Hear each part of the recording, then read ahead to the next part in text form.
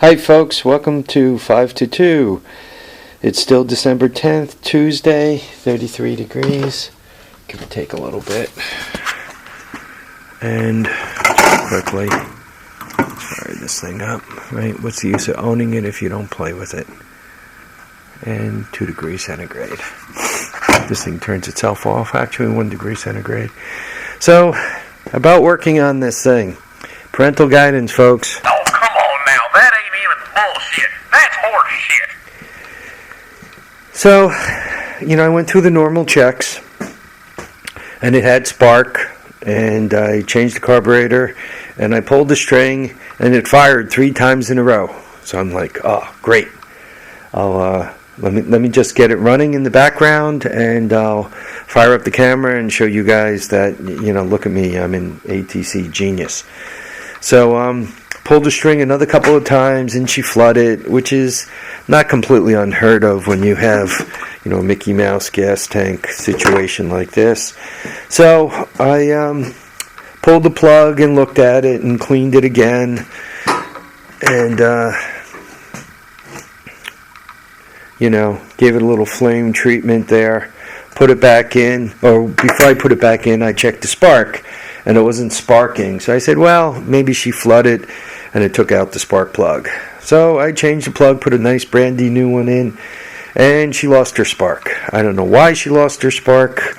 I went through the wiring harness. I disconnected this switch thing here because it's a little Mickey Mouse. That was easy enough to do. So I disconnected that. Still no spark. Took a quick look from earlier today. I thought this looks like a turn-off switch, actually, that color.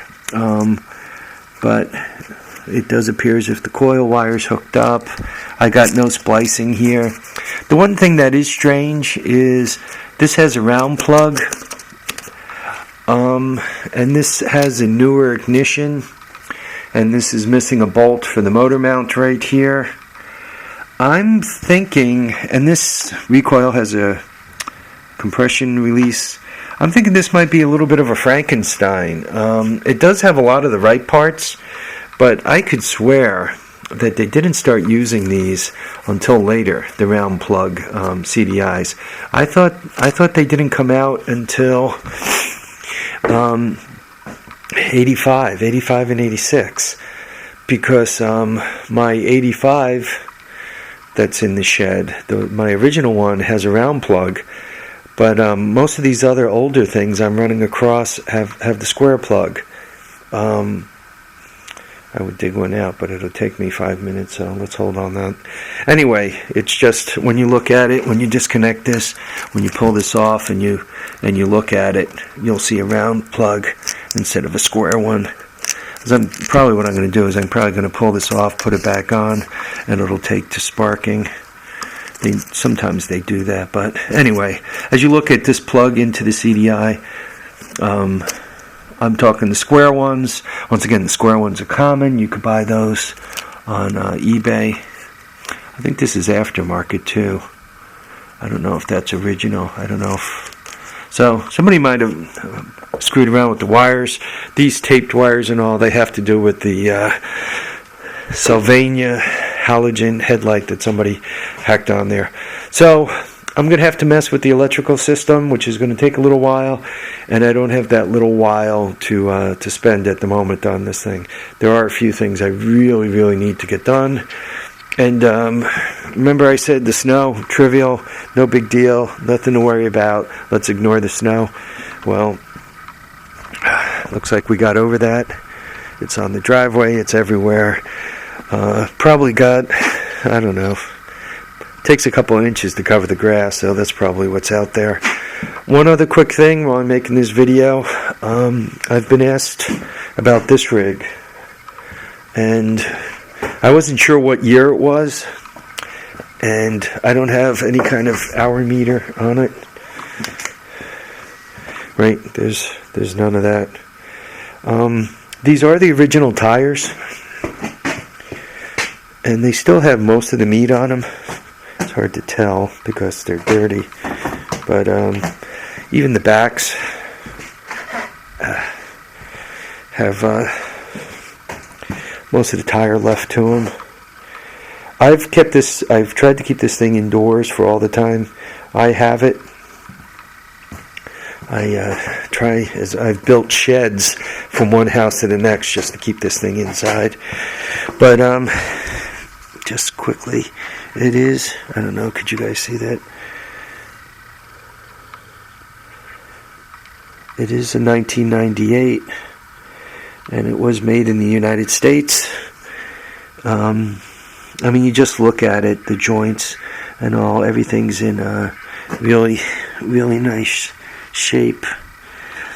If I had to guess, I don't think this thing has that many miles on it. I bought it used, and I'm not sure exactly what year I bought it. That was during a period that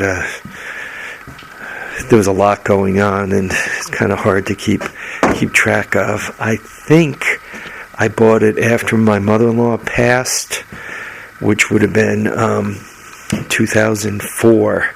So it might have been 6 years old. Though for some reason, in my mind, I think I got it when it was only 3. So maybe I got it in 2001. I can't be sure when I bought it, but it had very low miles on it then, and since I've got it, when I need it, it works pretty hard, right? I'm always dragging crap with it, but other than that, it normally has a relatively easy life. I mean, I take it out in the back on the trails once in a while. I'm kind of I don't like putting my stuff in water. I don't like submerging these things. I mean, it could take it. It's got all the proper hoses and gaskets and all. So, but should there be the tiniest leak, I'd hate the idea of blowing out a rear end because I get water in it and I don't pay attention and it develops rust, and then after that, the rear end goes out to lunch. I would imagine getting components for this thing's expensive. For those of us who like to see this made in the USA, I really do like to see that. I like the idea that Americans get jobs. That's kind of important. I love my Honda stuff, but I love when Americans get jobs. I think I'm going to squeak out another quick video before I actually do some of the work I'm supposed to do. I was asked about the different models of ATCs, and I think I could walk around and get to most of them. So let me do that, and I'll shoot that video, and then I should actually get some work done. All right, folks, remember, live, love, and have a great time. Remember, tires down, handlebars up. We'll catch you on the next episode of The Horde. Till then, go out and buy an ATC, but remember, don't pay too much for it.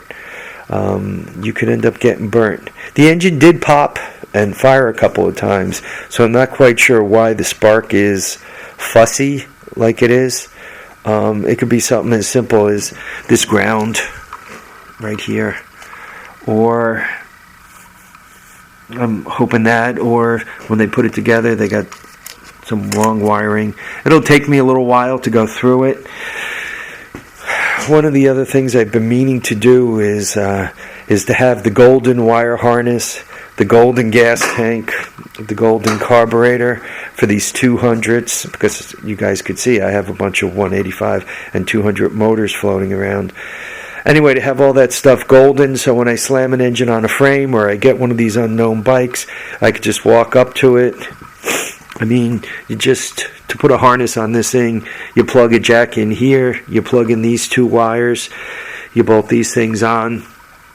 I mean, carburetor is 2 bolts once you get the old one off. And then you pull on the string, you see if you got a functioning engine. And you remove the variable of the carburetor, because you got the golden carburetor on it, and the wiring harness, because you got the golden wiring harness on it, and the CDI and the coil, you got it all golden.